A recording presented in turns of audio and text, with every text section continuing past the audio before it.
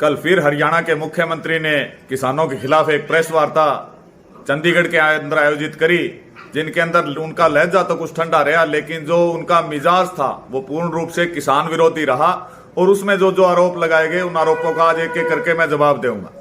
पहली बात, मनोहर लाल खट्टर ने कहा भी किसान एक पवित्र शब्द है और किसान इसकी पवित्रता खराब कर रहे हैं जो आंदोलन पर बैठे हैं, क्योंकि खट्टर और इन राजनेताओं के हिसाब से किसान तब तक पवित्र था जब तक वो घर में बैठा इनके द्वारा किए गए सारे जुल्म चुपचाप सहता रहता, अपने बालका ना पढ़ाट सकने के लिए संघर्ष नहीं कर पाता, अपनी फसलों की कीमतों के लिए संघर्ष नहीं करता और इनकी जिंदाबादों की नारे लगाता, जब तक तो किसान ने ये पवित्र माने थे।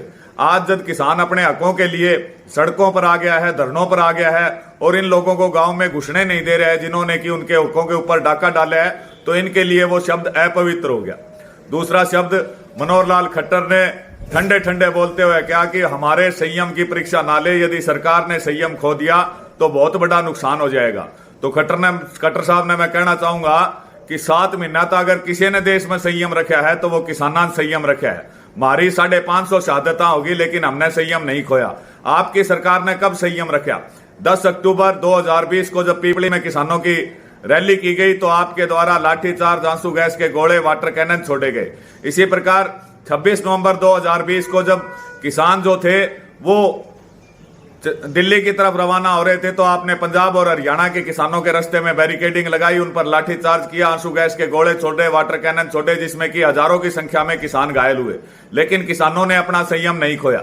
उसके बाद जो एसकेएम की काल हुई कि हरियाणा के अंदर बीजेपी और जेजेपी के नेताओं का विरोध किया जाएगा, उस विरोध के अंदर भी आपने पूरी कोशिश करी कि इन लोगों के ऊपर मुकदमे बनाए जाए, लाठीचार्ज, वाटर कैनन किए गए, लेकिन किसानों ने अपना संयम नहीं खोया, कानून अपने हाथ में नहीं लिया। लेकिन जो एसकेएम का आदेश था कि कोई भी बीजेपी और जजपा का नेता गांव में नहीं घुस सकता, 7 महीने से वो आज वैसे का वैसे कायम है। दूसरी तरफ माननीय मुख्यमंत्री जी ये कहते हैं कि ये कुछ चंद लोग हैं, ये कुछ चंद लोग ही धरने पर बैठे हैं। तो मुख्यमंत्री जी को मैं चैलेंज करना चाहूंगा और कई बार ये चैलेंज हो चुका। मुख्यमंत्री जी शुरू में तो 30 नवंबर को बयान दे रहे थे इनमें हरियाणा के आदमी को नहीं, लेकिन जब उन्होंने करना में जबरदस्ती रैली करनी चाहिए करनाल के अंदर तो उनका टेंट रातों रात उखाड़ दिया गया। उन्होंने जब हिसार के अंदर एक अस्पताल का उद्घाटन करने की कोशिश करी तो उन्हें चंद लोग दिखे होंगे तो लाखों की संख्या में उनका विरोध करने आए। उन्होंने जब टोहाना में हमारे ऊपर मुकदमे दर्ज किए तब भी उन्हें चंद लोग दिखे, लेकिन टोहाना के 3 दिन के घेराव के अंदर उन्हें पता चल गया कि पूरा हरियाणा टोहाना के अंदर आ गया। दूसरी बात, एक हमेशा से ये राग आलाप है कि ये भाई किसान नहीं है, ये कांग्रेसी है। तो अगर हरियाणा के अंदर इतने कांग्रेसी हैं जो आपका हर एक जगह विरोध कर रहे हैं तो आपको तो रात से वैसे इस्तीफा दे देना चाहिए। दूसरी बात, किसानों के लिए जितने आप खिलाफ है उतनी कांग्रेस खिलाफ है, उतनी जजपा खिलाफ है, उतनी देश की बाकी पार्टियां हमारे पूर्ण रूप से खिलाफ है। किसान पहली बार राजनीतिक रूप से जागृत हुआ है जो ये जानता है कि सांपनाथ नागनाथ में कोई फर्क को नहीं, दोनों का काटा किसान मरेगा। किसान ना तो कोई राजनीतिक लड़ाई लड़ रहा है, किसान अपने हकों की लड़ाई लड़ रहा है और वो हक 100% किसान लेकर जाएगा।